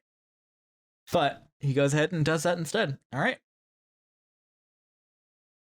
That's 1 point for Rikiri for shoveling. You know what? I really like Rikiri's position. I really like his position, actually. Hefaistos is going to... He needs to upgrade a trading post. He's upgrading a bunch of trading posts. Man, he's got upgrade a bunch of trading posts. I'm unsure of what Lumin's next few moves are. He has to... He's going to take coins here, I assume. If he doesn't take coins here, he's going to be taking the bridge. He does take coins. So then he upgrades digging twice, and then goes on a digging spree.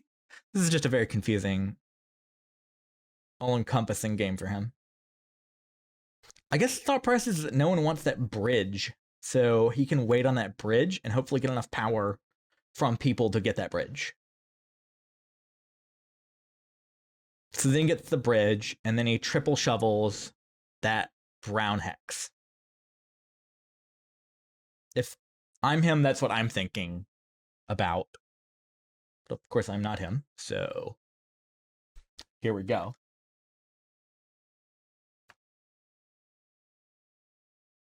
Then RDK is going to... Oh, I do not know what RDK is doing.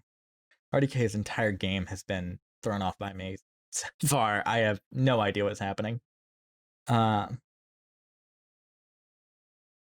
Okay, his game the last move makes a lot more sense now. What his last move was upgrading to a sanctuary. He gets more points when he upgrades the trading post this round, and he got the points for the sanctuary last round, and he gets to take a cult. So overall, it's not the worst thing. It's not a great thing.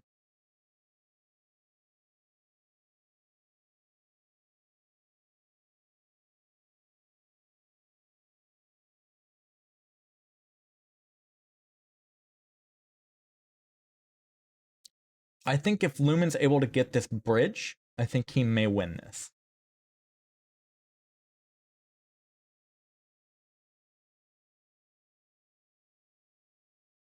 But it's going to come down to whether or not he's able to get this bridge or not.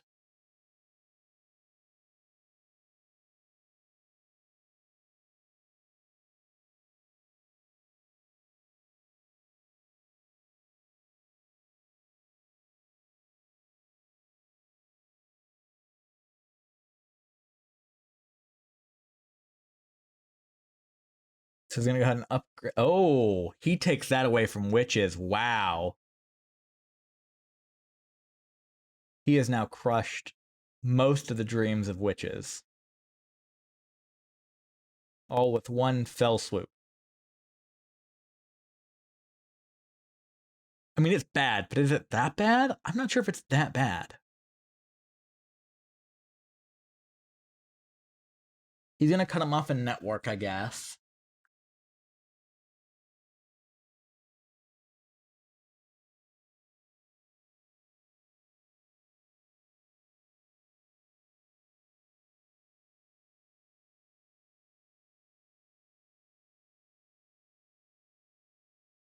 Yeah, I think at the end of the day, Rikiri, if Lumin and RDK continue to fight, I think Rikiri is actually just going to be on the good end of that one.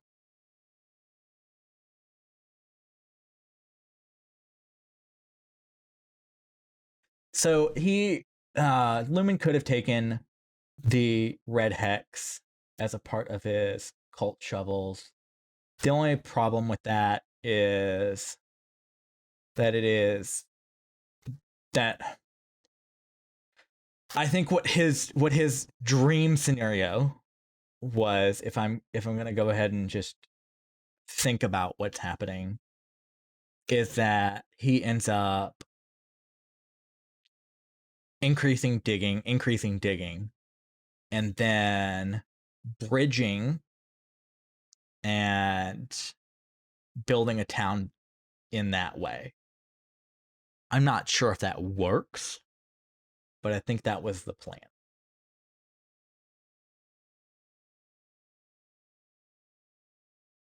I think the problem we're going to see now is that Lumin's in a really tough spot for everything, actually. And there's something about Rikiri. He could have taken 4 points, but instead took 6 coins last round. So it appears that he's not going to get those 4 points, which could be a big swing for him. I'm not sure that I'm going to go ahead and just state this for the record. The 4 points was not worth the 4 points was not worth the 4 coins. Absolutely not, without a doubt.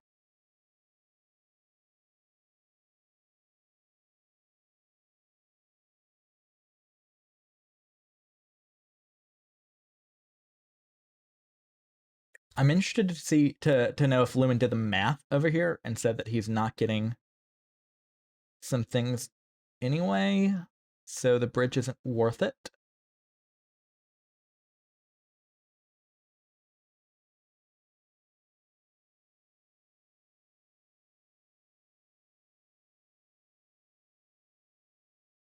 But yeah, Rikiri is going to go ahead and take this hex, build a dwelling on it, score an additional 2 points,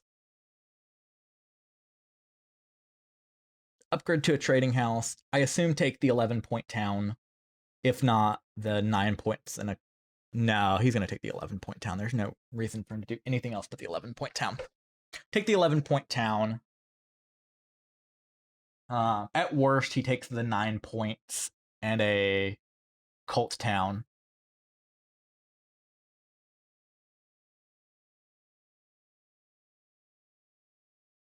And then build a dwelling. Overall, this is not a bad game for Rikiri. It's a very good game for Rikiri. He's going to get down to 4 structures at the end of the day. Lumin may get down to that many. Lumin probably will get down to that many, if not a few less.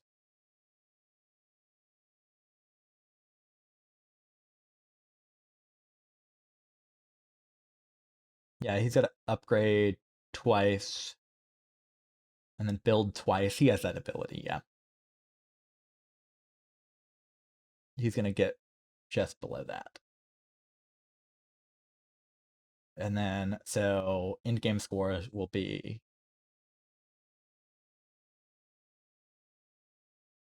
or in-game math for scoring is going to be, RDK is going to get 18 for network, Lumin's going to get 12, and Rikiri is going to get 6 for network.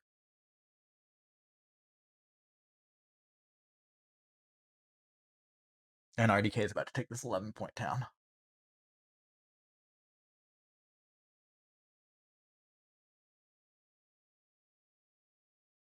Yeah, RDK has to take this 11-point town, correct? No, he needs something more. Maybe he converts and gets the 6-point town? This doesn't feel right, but it is what it is.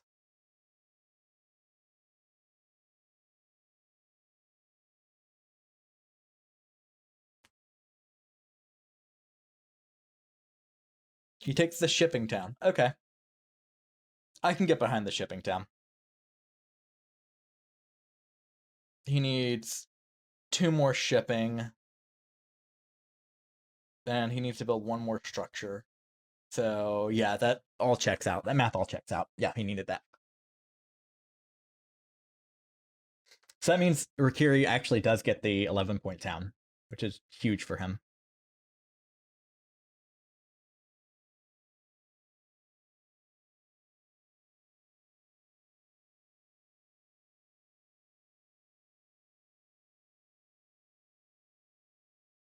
So Hefaistos is going to get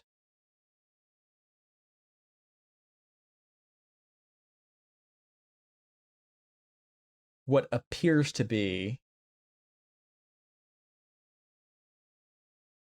8, 12, 20 points in the game for that. And maybe he wins out of this?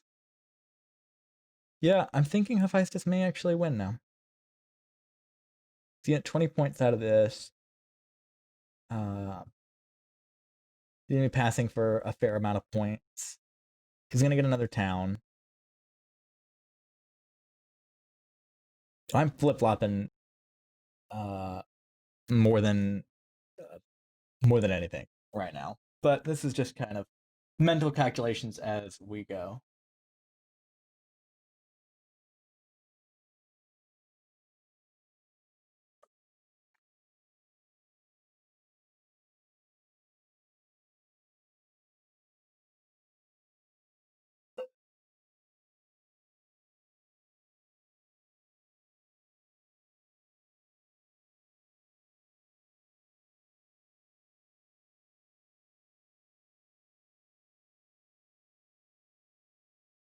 So now we have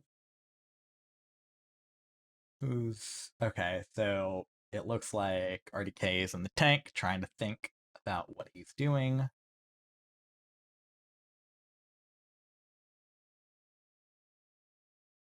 He is going to give up the 2 for 1. I didn't think he needed that, but I've been wrong before. Yeah, he definitely didn't need that, but I think his thought is that if he gets another one, he gets to build another dwelling. And then he gets to win network outright.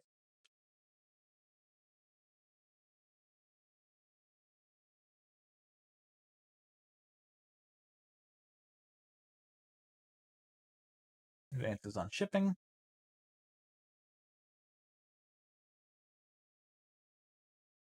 Yep, there is another trading post for Mercury.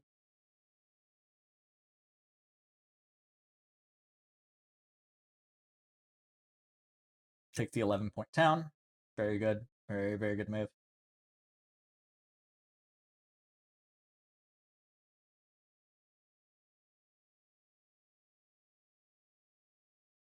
Just sniping it from Hefaistos. He's now...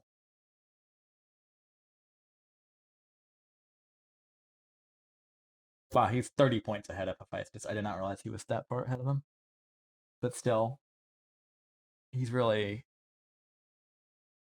not that far ahead of him because he's scoring... He's making another dwelling. He's not passing for any points. And he's only scoring 8 points end game. So...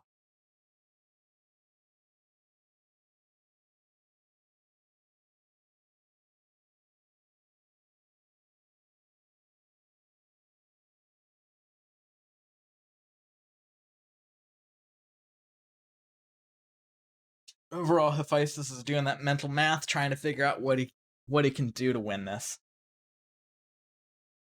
I think he's done it. So he's got 15. Means he can build 3 more trading posts. And if he wanted to, he can even take the fire cult. I don't think it's good, but he can.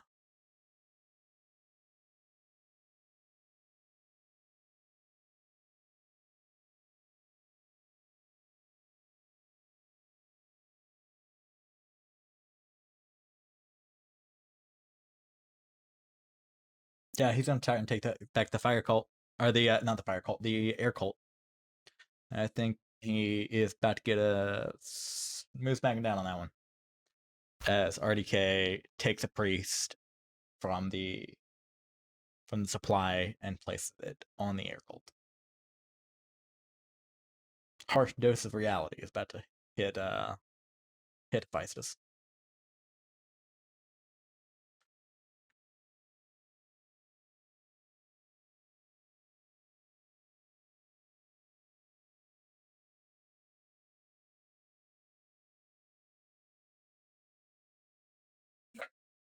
So now we wait to see if that's the actual move he makes, or if he gives up that cult. I think an 8-point swing for him is just too much.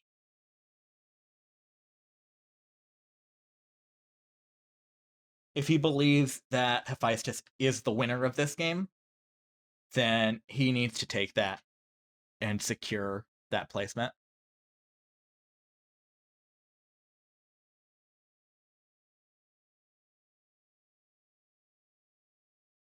He can still get a decent network connection, and that's fine, but he can't lose that amount of points.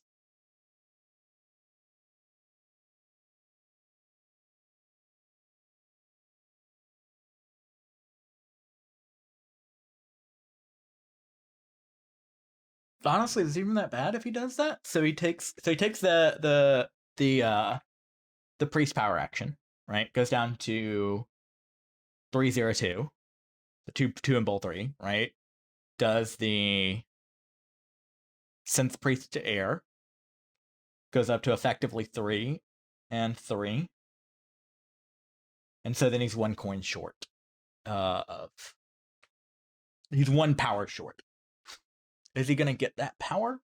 I think he may get that power. Yeah, I think he's almost certainly going to get that power. So I'm not sure if that's that huge of a deal.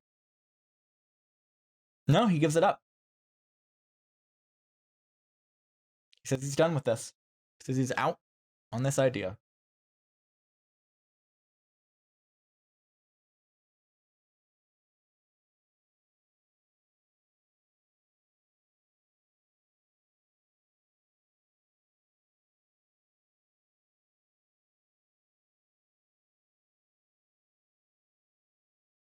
There are a few lines that he could be taking here that I don't think are bad. Right? He could be baiting Hefaistos to go ahead and put more into that air cult than he needs to. That's a play that he could be doing.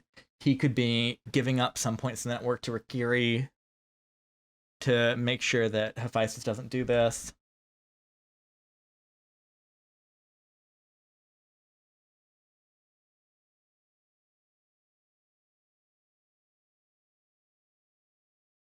There are a lot of ways this can go down.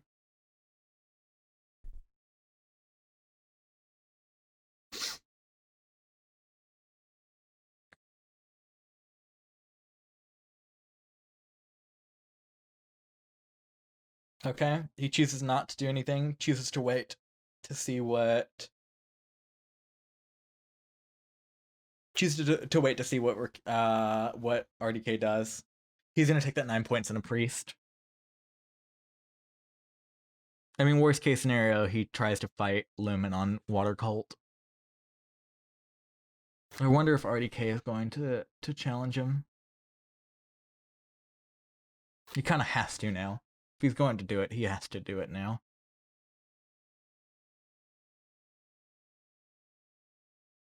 So I'm going to go ahead and get the scores ready from this old game.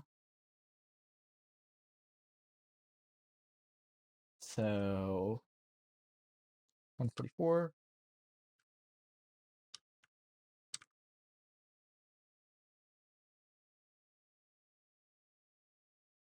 So if Hefaistos does win, he just has to get RDK just has to get over 80% of his score.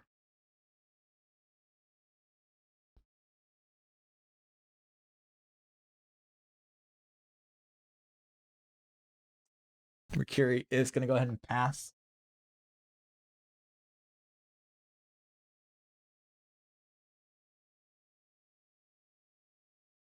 Ooh, Hefaistos is going to take the air cult. This is not great. This is perhaps the worst possible outcome for RDK.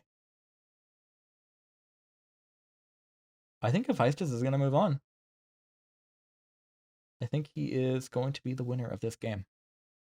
So we're going to see if that line holds. But I think that line does hold.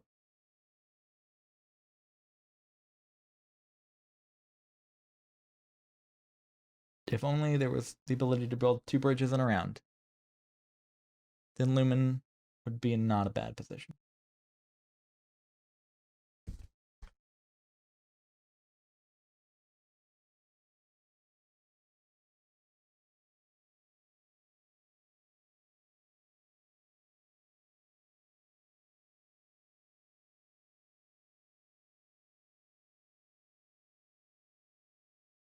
So now we are going to watch the wanes and the slow tide of movement, this final game, to go on.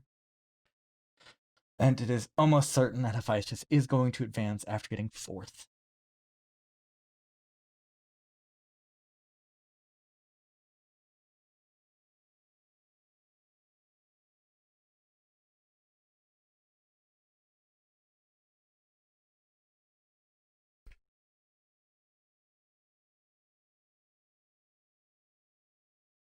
Lumin passes, and Hefaistos is going to pass, and yep, Hefaistos is going to win this game.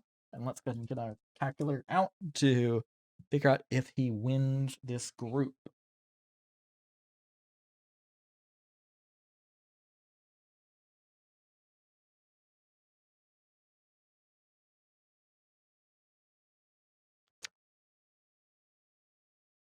Chio, Chris Bizzle, out with the calculator, figuring out what's happening.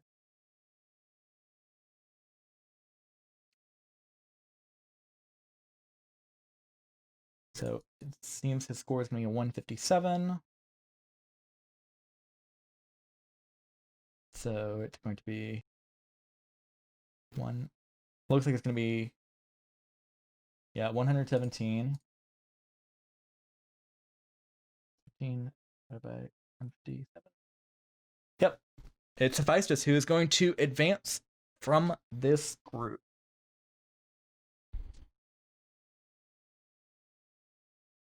And with that, our broadcast will not come to a close because we have a winner's interview, which Hefaistos needs to do. Let's hope he remembers that.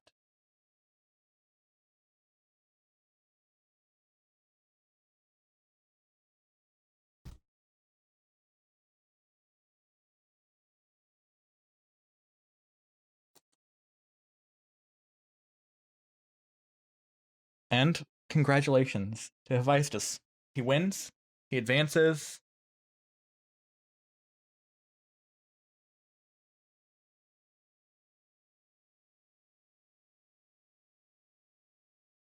And it's a great jolly time for all.